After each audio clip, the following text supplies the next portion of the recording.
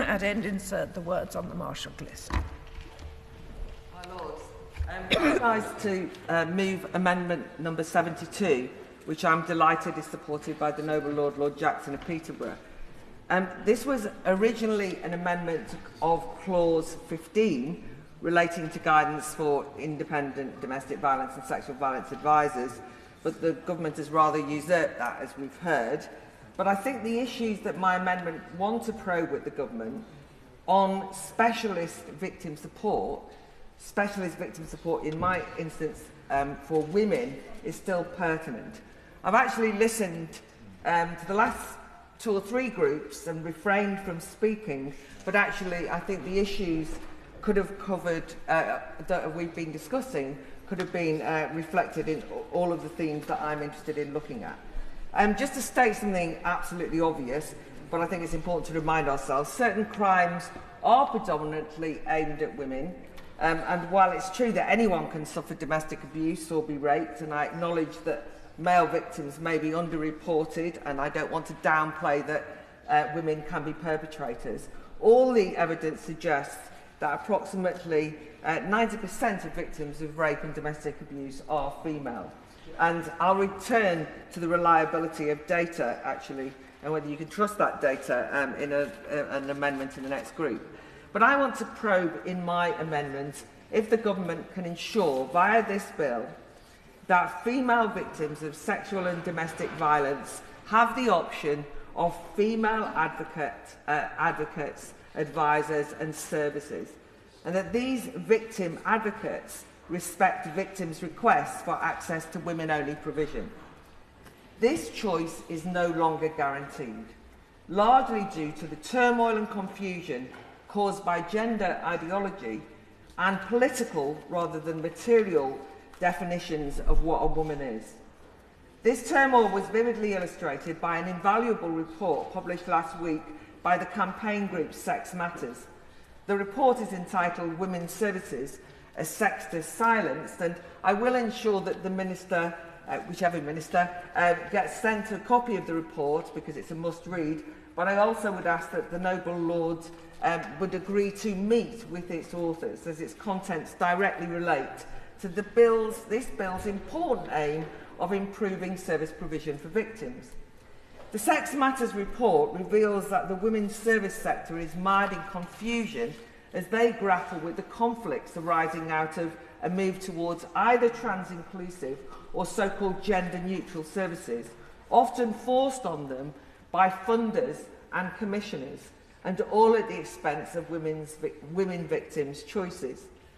I want to stress why this choice is crucial for victims of certain crimes, and I've used the point about choice and options very carefully in my amendment. To quote J.K. Rowling, explaining why she's financially backed the Bera Centre Place, a single-sex rape crisis resource service in Scotland, she said, "As a survivor of sexual assault myself, I know how important it is that survivors have the option of a woman-centred and woman-delivered care at such a vulnerable time. And I would testify to that from my own experience. Recognising the importance of offering such support as a choice, the Equality Act uses rape counselling as an example of a service where it is proportionate to discriminate, for example, by restricting counselling jobs to women. But despite that, even services that claim to be women-only are compromised by policies that believe that anyone who identifies as a woman, even those with male bodies, are women.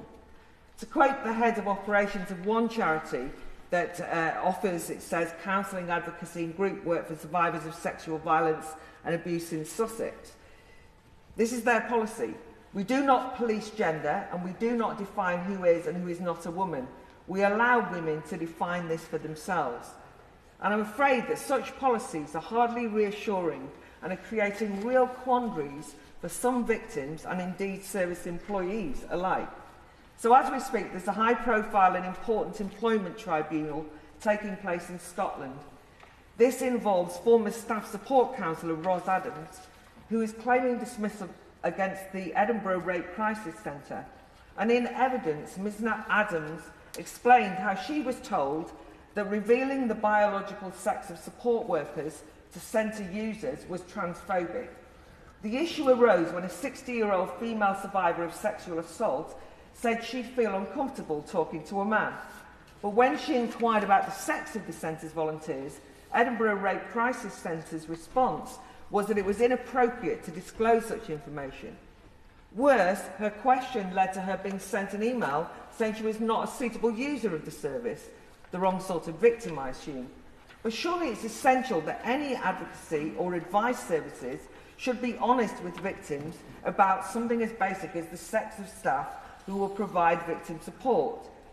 Yet to muddy the water further, consider this. When Edinburgh Rape Crisis Centre advertised a senior post a couple of years ago, the job blurb read, "Only women need apply," citing the single-sex exemption in the Equality Act. All clear, you might think, and that would satisfy me. Or perhaps not, because the "Only Women Need Apply" job advert then added that as a diverse organisation, applications from trans women, i.e. biological males, were especially welcome. Now you may think, my lords, oh that's just Scotland, it's all got a bit gender bonkers up there, but these confusing trends are widespread throughout the UK. Domestic violence and sexual violence service sector is in turmoil.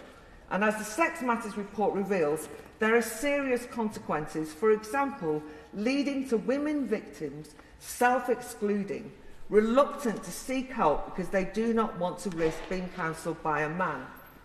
A story from Sussex Rape Crisis Centre illustrates the dilemma, and it's been in the news recently. One service user, Sarah Summers, is suing Survivors Network for discrimination because it refused to provide a women's-only peer support group. Sarah had joined a female-only group which she found helpful and supportive as a victim, until a man who identified as a trans woman joined the group, making her feel uncomfortable and unable to be open about her past trauma. Sarah explains in completely reasonable terms that she knew, and I quote her, "Some women are happy to be in that space, and obviously I understand trans survivors have a need for support, but single-sex spaces should be an option." But indeed, the Survivors Network has such groups for trans, non-binary and intersex people. But despite that, Sarah was told that she was no longer welcome. She had to go elsewhere because she asked, quite reasonably, whether she could go to a women's-only group.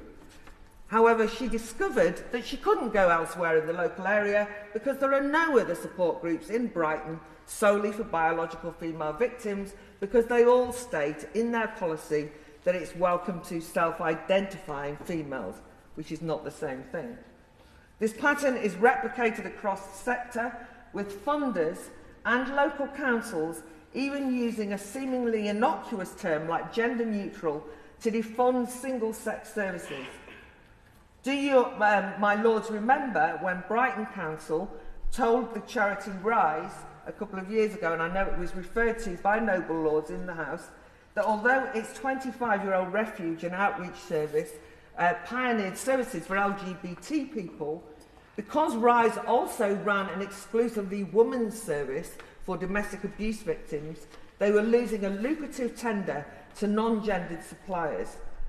And I think such procurement priorities are limiting choice, and we've already heard passionate explanations of why the funding pressures on organisations are really frightening for them, but you can imagine that funding can almost be used in a blackmail-like way, which you won't get the funding if you don't do this policy, and that is limiting choice for women. So finally, my lords, throughout the bill and discussions within committee that we've heard, we tend to assume that victim-related advocates, victim-related NGOs, third sector organisations and charities are always on the side of victims, and we shouldn't ask any questions. I think we need to query that slightly, at least not take it on face value.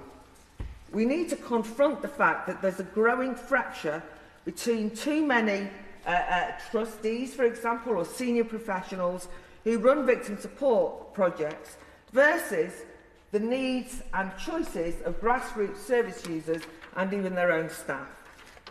So, for example, the CEO of the Survivors Network, which is funded by this government, local authorities and the NHS, in written evidence to the Common Select Committee states that she, quote, strongly feels the use of women-only spaces by trans women should be actively encouraged. And I'd argue that that is advocacy for ideology, not advocacy for victims. And meanwhile, the CEO of the Edinburgh Rape Crisis Centre I discussed earlier, Myrtle Wadwa, a trans woman who has boasted about not having a GRC, infamously told a podcast in 2021 that rape victims who went to that centre, had bigoted and unacceptable beliefs because they wanted women's only facilities, and that actually they could expect to have those bigoted views, prejudiced, transphobic views challenged if they use the service provision she runs. That is not service provision, that is ideological propaganda. So this amendment just simply wants to ensure that such politicised ideological attitudes within the sector do not deny victims the option of choosing the sex of the advisors they are allocated to act on their behalf or the services they want to use, and can choose women-only provision. And I think unless we make it explicit in this bill, it just won't happen. My Lords, it's a